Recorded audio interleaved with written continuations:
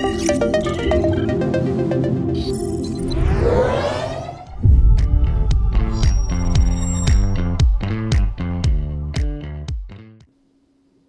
up, everybody? Welcome back to another episode of Bling Talks. Today, I have Konstantina, the founder and CEO of Mahlia Collection, something super exciting, super different.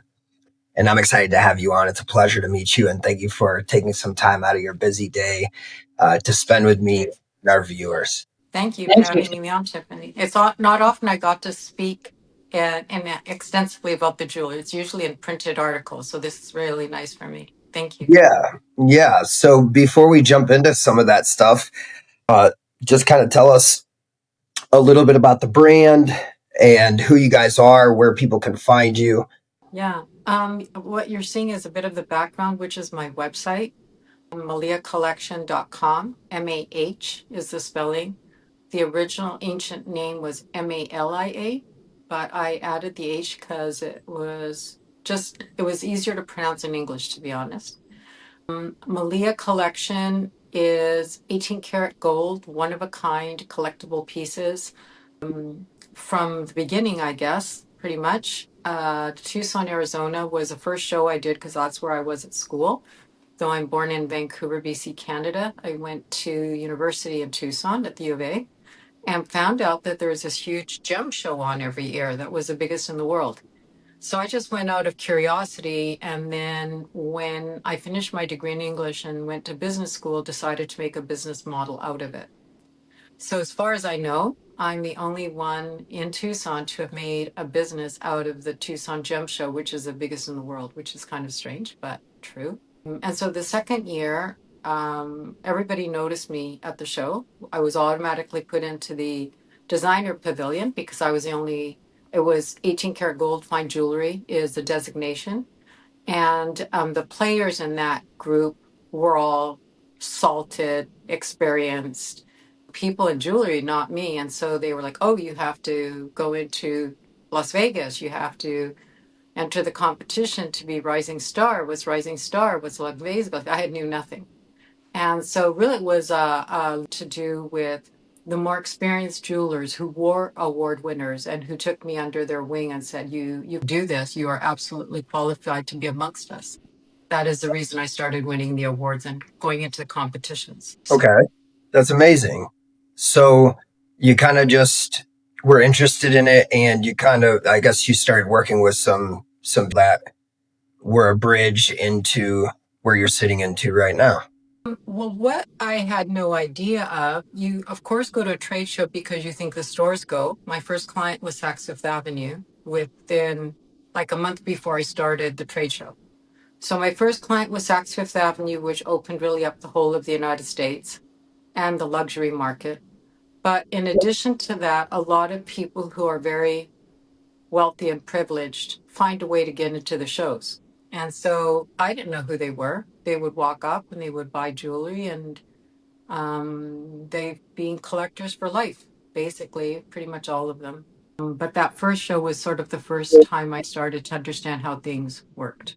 Yeah, I gotta say, as soon as I looked at the website, I was like, this stuff is unique, beautiful. It's extremely sharp, and yeah, it was awesome. So, Yeah. what makes your pieces and process so unique?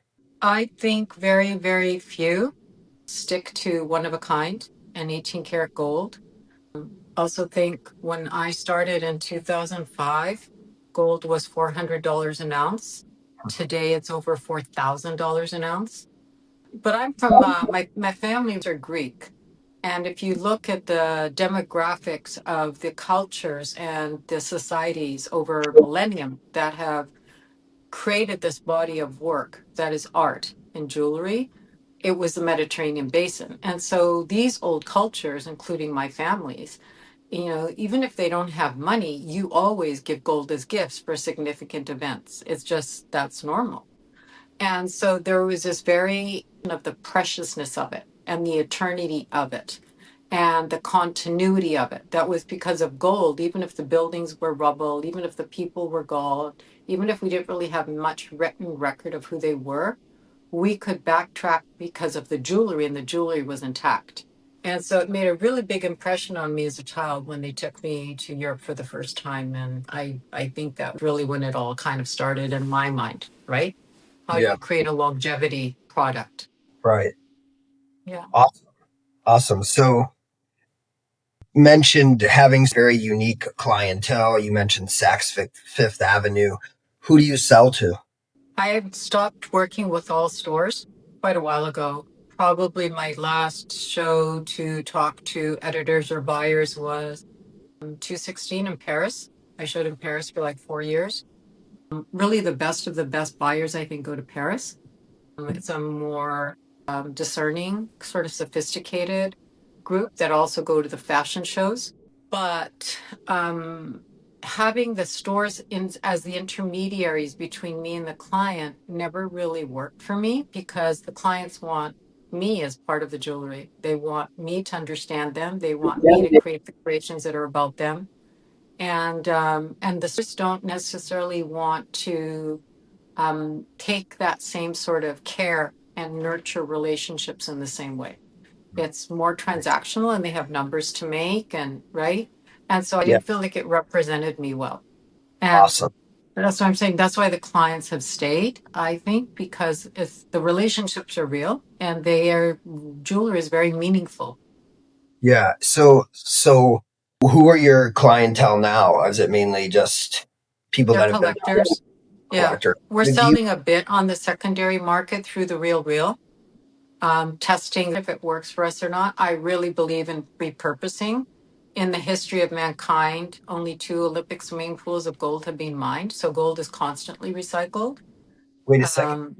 Um, Which swimming pools? I was just at the Hearst Castle. Olympic, Olympic Olympic. size pools. So which are deeper. Oh, oh, forget it. Right. I thought you were talking Yeah. about a plated room pool. No, no. The gold is as we know, a royal family disappears and suddenly the gold jewelry disappears. It's melted for money. Is how they financed wars and conquered territories. Um, that's how they escaped if they had to escape annihilation. I mean, jewelry is portable and it's tiny, and that's why I noticed, say, around 2015 or so, the Vogue edition of Chinese Vogue started to really start to become big in North American culture, Western culture. The big Vogue edition is September issue. September issue is when you see the best of the best, everybody showing off, buying huge page advertisements. But when Chinese culture started to become more affluent, suddenly Chinese Vogue was half jewelry. And so it was really noticeable that they were also finding a way to make their wealth portable. And of That's course, you see it in the Middle East, Dubai, Saudi Arabia. That's really where the biggest pieces are being sold right now. interesting. Very cool. So let me ask you a question. Are these made custom or do Yes, everything is one of a kind cool? by And hand. yeah, Yeah. and So handmade jewelry is a very different job, technique and craftsmanship and expertise. There's just very few that can make really, really fine, complicated jewelry by hand. There's not. It's all it comes over the world in order to sustain, production costs. absolutely. So where's the jewelry made? So the company is based in Tucson, Arizona. Still, that the Gem Show will be February through well, excuse me, it starts the end of January into the middle of February. It takes over the city for 2 months, really. Different levels of it. Everything sold from dinosaur fossils to very rare diamonds. The jewelry has been made all over the place from Canada, is where I first made it for 10 years probably, to Europe, to sometimes in the States, different parts of the States. Depends when I can find the artisan who is good at that particular workmanship. Say I have a piece that's in production right now that's enamel. This will be the third piece this artist has made for me. I believe he's the finest enamelist in the world, and he lives on a little farm in rural Hungary outside of Budapest.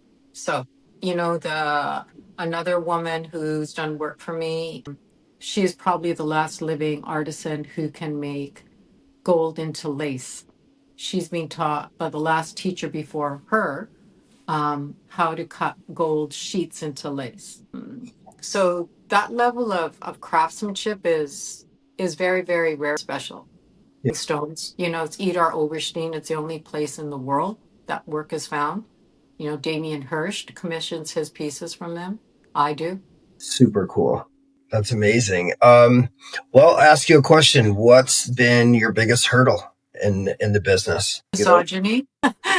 Misogyny, I would, yeah. Not always pervasive. I would say the editors are unilaterally very generous about recognizing good talent and good work. It feeds their magazines, of course, makes their magazines worth picking up. Judges equally. I think there's a universality to the jewelry industry that people have no idea about. You're working with people from every corner of the planet. Brazilians are good for some stones. You make friends with people in Brazil. India is good for if you look at a map of gems of the world, India is saturated, Brazil is saturated. But we're seeing a lot of amazing stones coming out of Africa now, and they're some of my favorites, like Ethiopian opals. They look like a little galaxy in this tiny pebble. So the connections and the support comes from, I think it's a meritocracy. People that really like to do really good work, like working, do really good work, right? That kind Yeah. of is these sort of relationships to hold. Awesome. And what's the coolest piece that you've made? Coolest story? Well, I think there's a video that opens my website, and that piece is called Demo. And that client found me because I've been pretty successful with my marketing, and I did marketing in a very unorthodox way from the traditionalists. Um, so Demo was a client who found me on Instagram, and she had somehow been told about me, or anyway, she started following me on Instagram. And when she did, I was in Paris at the time. She really loved what and the symbolism is really the backbone of the designs, in that it's built into every piece. Like this piece that I'm wearing is kind of like a floating butterfly on my pinky of black diamonds. And the symbolism of the butterfly is the soul.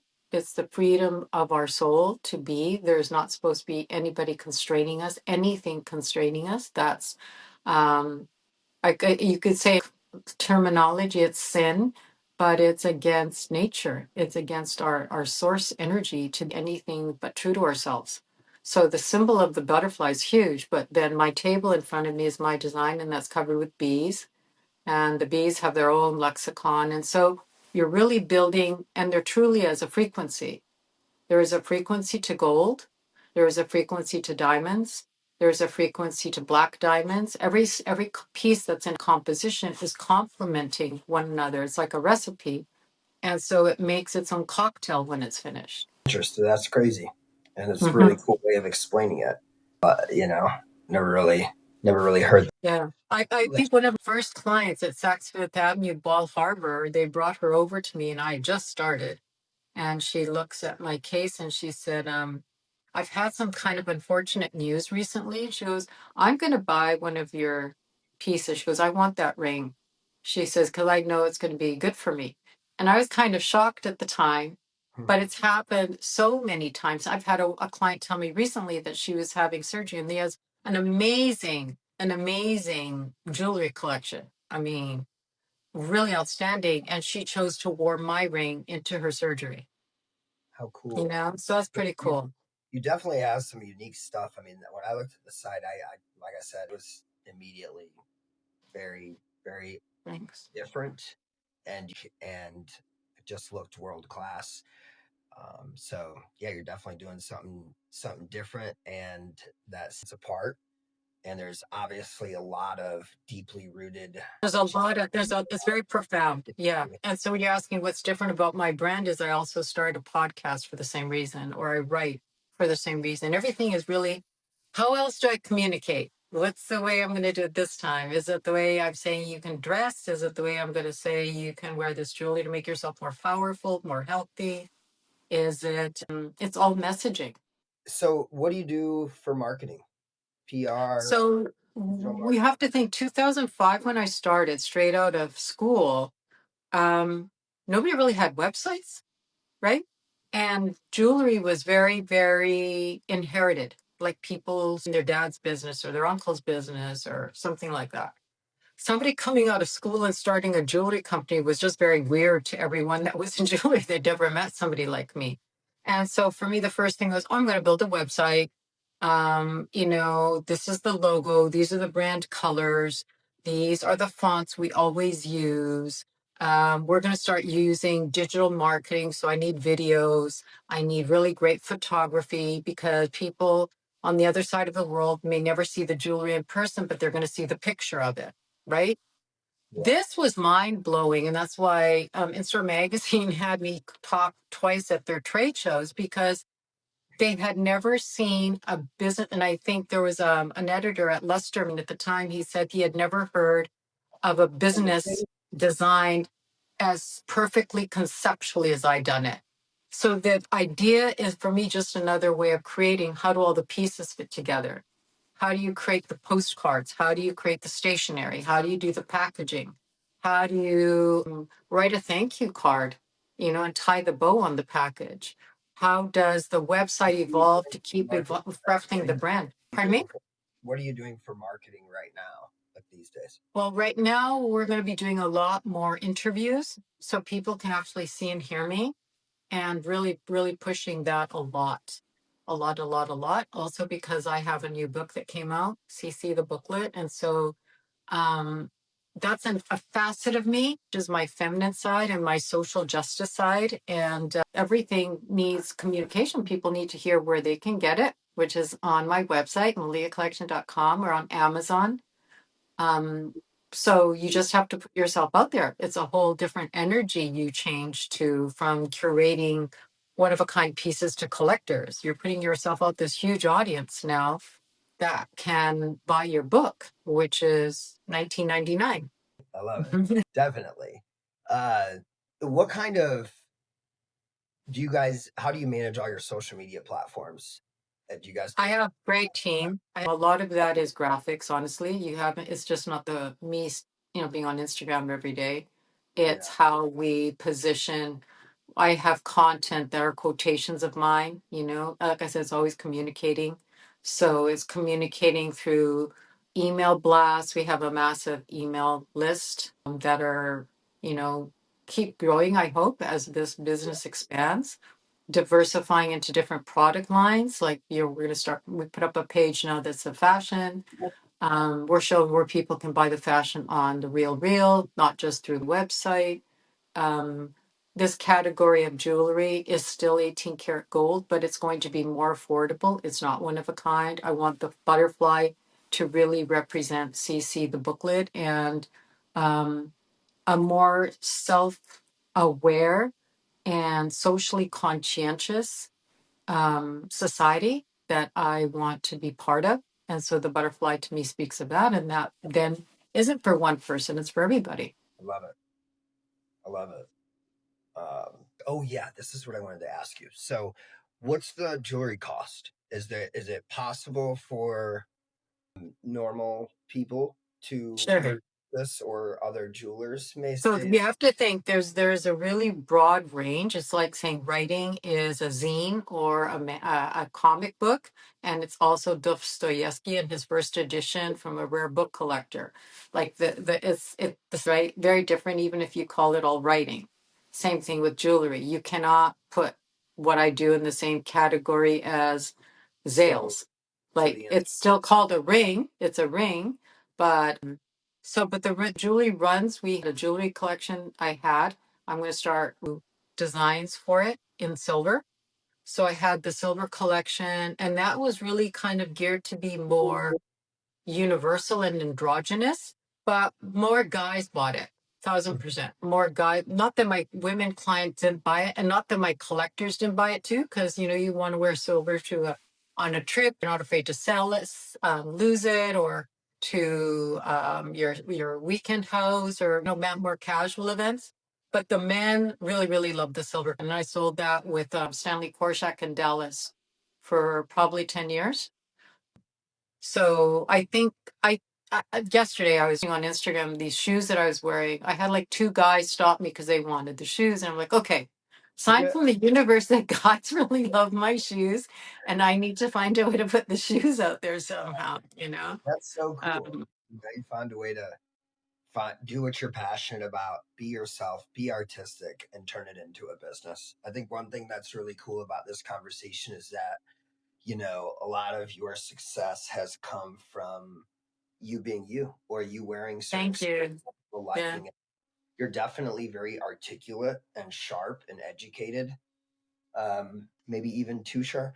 No, it's amazing. And I'm so glad Well, I that. actually I did a presentation at the University of Arizona, my alma mater, in March, and they didn't know what I was coming to present on. They just said, yeah, come and do a presentation to the class. And it was the day after spring break. And I was thinking maybe I'll get three students. They're going to be hungover and maybe some didn't even come back from to school yet, right? But we had a full classroom, and the presentation I gave was called Conscientious and Conscious. And it's very a lot of what we just talked about, but Yes, in a capsule. And I loved it so much that made me part of the curriculum is in entrepreneurship this semester. And it turns out that that piece in their a curriculum that's about me and how I built the business was the students' favorite. So that's pretty yes, cool. that's badass. Well, Yeah. I hope to keep in touch with you. Let everybody know again, one more last time, where to find you, jewelers, or anybody that wants Sure. something very unique. And yeah, again, it's been a pleasure to meet you. I think you're Thank fascinating. you. Your Thank jewelry you. badass, tons of it. I was born and raised in the industry, and this is all we do and see. I mean, as soon as I saw the work, I knew it was special, and Thank I you. pray for all the success and peace and You do. purpose, That's that purpose that I see that you're driven behind, yeah. and just let people know where to find you, Konstantina. You're great. Very grateful giving me this opportunity to share more about who I am and what I do. That's the biggest gift, and I really appreciate it.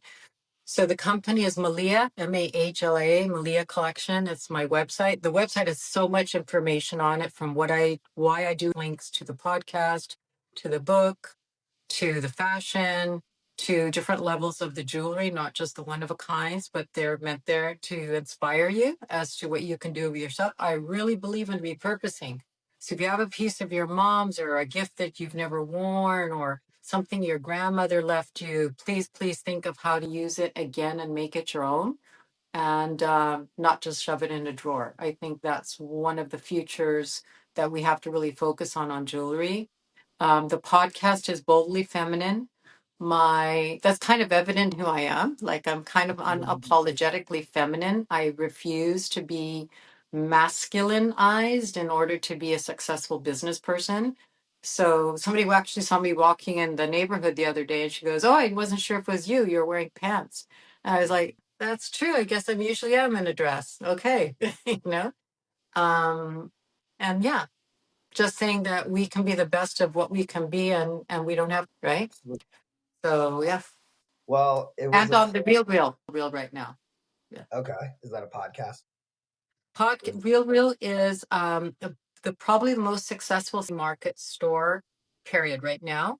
So they Okay, have their main store in Los Angeles. They have one in New York. I'm not sure, they have 5 stores around the country, but it's all secondary market luxury. amazing, amazing. So people who are selling things that their mom has passed away, or maybe they're in bad circumstances now and they don't want to have this piece of jewelry they can't really afford anymore. Anyway, a lot of reasons that it's just like auction houses that jewelry goes into the secondary market, or fashion goes into the secondary market. But Real has been really, really successful at showing people how that should be. That's amazing. I didn't even know about that. Well, thank you Mm. again, Konstantina Mahlia Collection. Thank you so much, Konstantina. I look forward to building our Thanks. relationship, and I will talk You to you too. soon. Thank you so Thank much. you. Bye. Thank you.